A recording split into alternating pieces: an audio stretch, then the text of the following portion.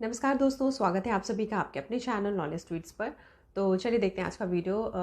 तो हम लोगों ने पहले बोला था, 2-3 दिन पहले ये अनाउंसमेंट हुई थी कि अब नॉलेज ट्वीट्स पे 67 बीपीएससी के लिए प्रीलिम्स के लिए हम रिवीजन करने वाले हैं। करंट अफेयर्स करेंगे हम, और बिहार करंट अफेयर्स करेंगे, और स्टैटिक क्वेश्चन को एमसीक्यू के थ्रू प्रैक्टिस करते रहेंगे टिल द एग्जामिनेशन। तो का ये जो इनिशिएटिव है इसको स्टार्ट करते हैं आज से। और आज हम क्या करने वाले हैं, हम देखने वाले हैं करंट अफेयर्स जो कि 1 जनवरी से लेके 7 जनवरी तक का है। और ये कंपाइलेशन है, इसमें आपको नेशनल, इंटरनेशनल, स्पोर्ट्स, ऑबिचुअरी और डिफरेंट गवर्नमेंट स्कीम्स हैं, इंटरनेशनल ट्रिप्स हैं, ये सब मिलेगा, बट कैटेगरी में। तो ये हम लोग कर लेंगे, और ऐसा ही वीडियोस ऐसे हर फ्राइडे को अपलोड होगा, सो दैट कि अभी से हमारा जो रिवीजन है वो होते रहे, क्योंकि करंट अफेयर्स बहुत इंपॉर्टेंट रोल प्ले कर रहा है। अब जैसा कि एग्जामिनेशन, अभी 66 का भी पेपर हम लोगों ने देखा, बहुत सारे क्वेश्चंस आए थे करंट अफेयर से। तो अभी से प्रिपेयर करने में ज़्यादा बेटर रहेगा कि लास्ट टाइम बस रिवाइज कर लो, और चांसेस रहेगा कि ज़्यादा से ज़्यादा क्वेश्चंस जो हैं वो करेक्ट हो जाएं। तो चलिए अब बिना किसी देरी के स्टार्ट करते हैं आज का लेसन। Let's begin. तो चलिए जल्दी से देख लेते हैं करंट अफेयर्स, जो कि वीक 1 का है, जनवरी फर्स्ट वीक का है। ये 1 जनवरी से लेकर 7 जनवरी तक के इंपॉर्टेंट न्यूज़ को कवर कर रहा है, और ये हम सीक्यू के फॉर्म में हम करेंगे, ठीक है। तो आप लोगों को आंसर देना है यहाँ कमेंट बॉक्स में।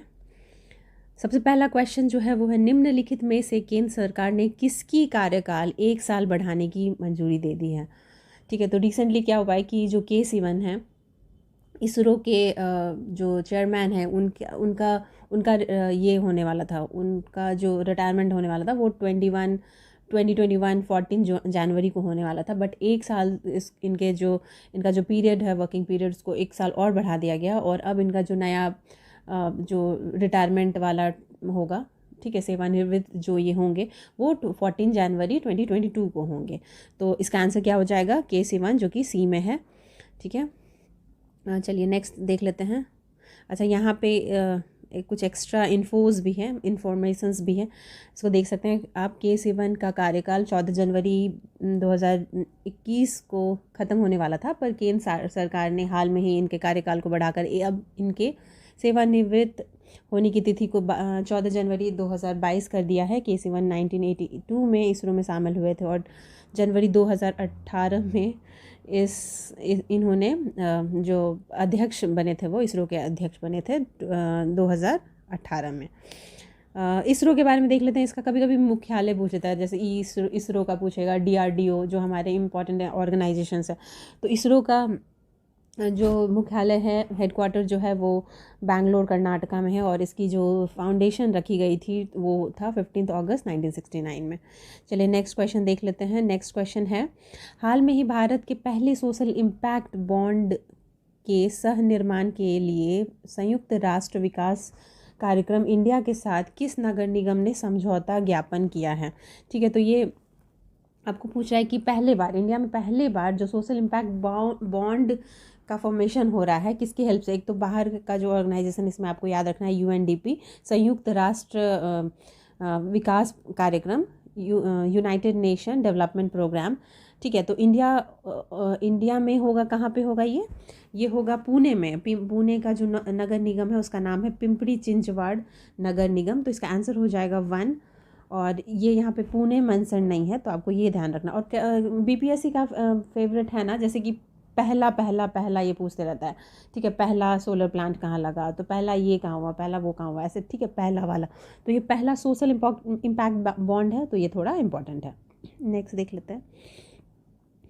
हाँ, संयुक्त राष्ट्र विकास कार्यक्रम की स्थापना कब हुई थी? 22 नवंबर 1965 में हुई थी, और इसका मुख्यालय कहाँ है? न्यूयॉर्क, संयुक्त राष्ट्र अमेरिका में है। और इसके जो वर्तमान, जो अभी इसके प्रेजेंट हेड हैं, वो हैं अचीम स्टेनर। नेक्स्ट क्वेश्चन ले लेते हैं। स्टील अथॉरिटी ऑफ इंडिया, एक सेकेंड, हाँ, steel authority of India limited के नए अध्यक्ष का पदभार किसने ग्रहण किया है, ठीक है, इसमें आपको बताना है। तो ऑप्शन यहाँ पे है कल्पना मुखर्जी, सोमा मंडल, स्वप्ना कुलश्रेष्ठ, मनीषा भानुदेवा। इनमें से कोई नहीं, एक से ज़्यादा। ठीक है, तो इसका आंसर हो जाएगा सोमा मंडल जी ने ये इस पोस्ट पे अभी इनको ये किया गया, अपॉइंट किया गया है, और तो इसका आंसर वही हो जाएगा, बी हो जाएगा। ठीक है, स्टील अथॉरिटी ऑफ इंडिया की स्थापना कब हुई थी? इसकी स्थापना हुई थी 19 जनवरी 1954 में, और इसकी जो मुख्यालय है, जो हेडक्वार्टर है, वो है नई दिल्ली में। नेक्स्ट क्वेश्चन देख लेते हैं। हाल ही में किस निम्नलिखित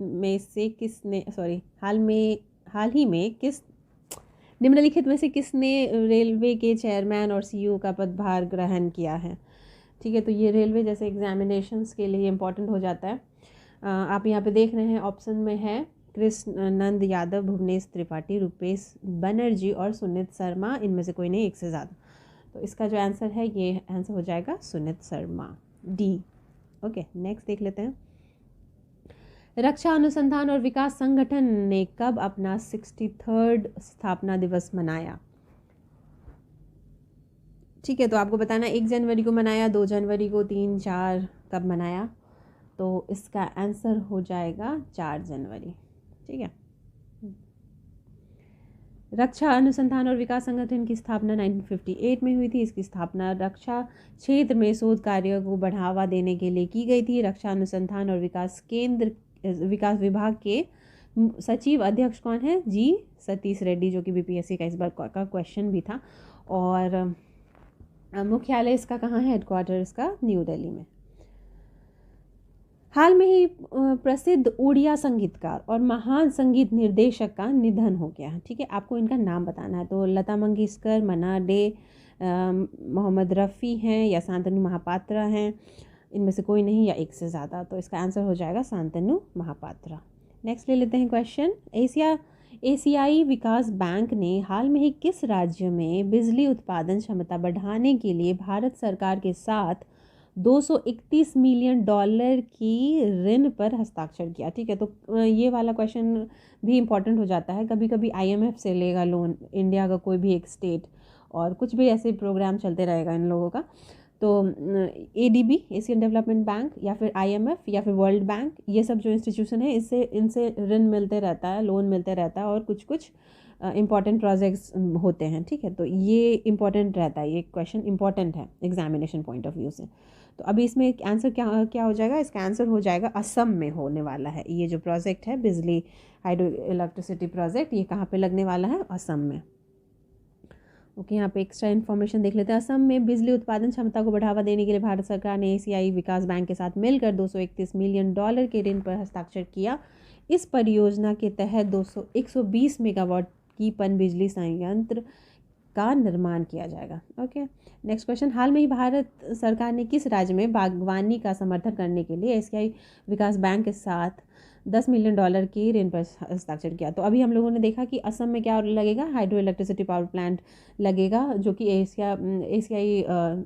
एशियन डेवलपमेंट बैंक से मिलेगा, और $231 मिलियन। ठीक है, अब नेक्स्ट जो है, ये है हिमाचल प्रदेश में लगेगा। ये बागवानी जो हॉर्टिकल्चर बोला जाता है, ठीक है, इसके लिए मिल रहा है इनको लोन, और ये लोन मिल रहा है 10 मिलियन का। कहाँ से?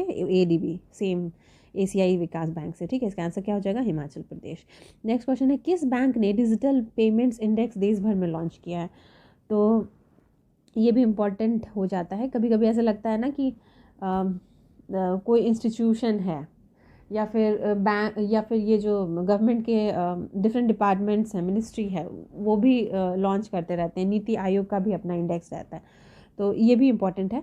तो पहली बार इस डिजिटल पेमेंट इंडेक्स का लॉन्च हुआ है, और ये किया गया है किसके द्वारा? रिजर्व बैंक ऑफ इंडिया द्वारा। इसको स्टेट बैंक ऑफ इंडिया से नहीं कंफ्यूज करना है, इसका आंसर हो जाएगा रिजर्व बैंक ऑफ इंडिया। विश्व ब्रेल दिवस जो है वो कब मनाया जाता है? विश्व ब्रेल दिवस 4 जनवरी को मनाया जाता है। सॉरी, यहाँ पे ओके, यहाँ पे मिस्टेक हो गया है। यहाँ जो क्वेश्चन था इसका एस्टैब्लिशमेंट, डीआरडीओ का जो स्थापना दिवस है, ये 1 जनवरी को मनाया जाता है। ये 4 जनवरी को नहीं मनाया जाता है, 1 जनवरी को मनाया जाता है। ठीक है, तो ये ध्यान रख लीजिएगा। मैंने अभी थोड़ी देर पहले, जब हम लोग 5th क्वेश्चन में थे, I told 4 January, but the answer is 1 जनवरी। 1 जनवरी को डीआरडीओ को बनाया गया था 1958 में। ठीक है, तो अभी 63rd जो स्थापना दिवस है वो मनाया गया। Sorry, it was a big mistake. I will also pin the comment. ठीक है, कमेंट करके ये जो इसका आंसर है कमेंट करके उसको पिन भी कर देंगे। नेक्स्ट टाइम से आई विल टेक केयर कि ऐसा हो भी नहीं। Such a big mistake it was. चलो लेट्स कैरी ऑन। विश्व ब्रेल दिवस कब मनाया जाता है? 4 जनवरी को मनाया जाता है ये। वर्ष 2019 से हर साल विश्व ब्रेल दिवस 4 जनवरी को मनाया जाता है। इस दिन दृष्टिबाधित और दृष्टिविहीन लोगों के मानव अधिकार के बारे में जागरूकता बढ़ाया जाता है। यहाँ पे दृष्टिविहीन होगा, ठीक है, तो ये 4 जनवरी को होता है। हाल में 21 देश को 30 वर्ष की अवधि के लिए IUCN समर्थित एशिया संरक्षक क्षेत्रीय भागीदारी की संयुक्त अध्यक्ष चुना गया। तो ये हमारे ही कंट्री इंडिया को ही चुना गया है। ये जो इंटरनेशनल कंजर्वेशन फॉर नेचर का जो बॉडी है, ये एशिया संरक्षक क्षेत्रीय भागीदारी के लिए इनको 3 वर्ष के लिए चुना गया है। ठीक है, तो ये क्या है? अच्छा, ये जो इसका IUCN का जो हेडक्वार्टर है वो स्विट्ज़रलैंड में है। इसको बनाया गया था 5 अक्टूबर 1948 में। इसके जो प्रेजेंट CEO हैं वो है ग्रेटल एग्यूलर, और जूलियन हक्सले ने इसका स्थापना किया था। किसने भारत के 67वें, ठीक है, 67th शतरंज जो चेस ग्रैंड मास्टर का खिताब जीता है, ये आपको बताना है।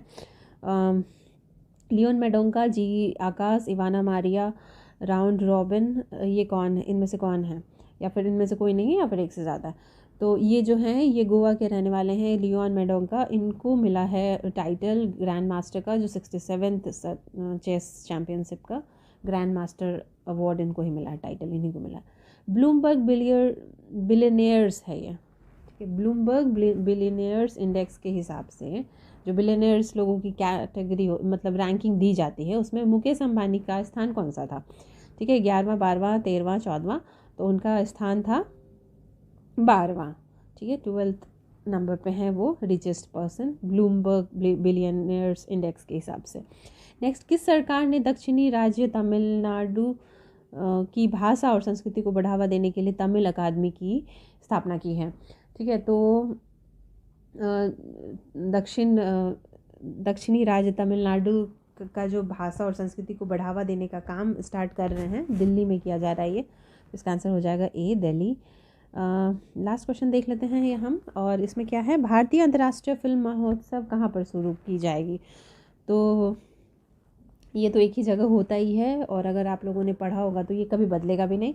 IFFI का जो फेस्टिवल होता है, फिल्म फेस्टिवल होता है, ये गोवा में ही होता है। इसका आंसर हो जाएगा 15 का डी, ठीक है।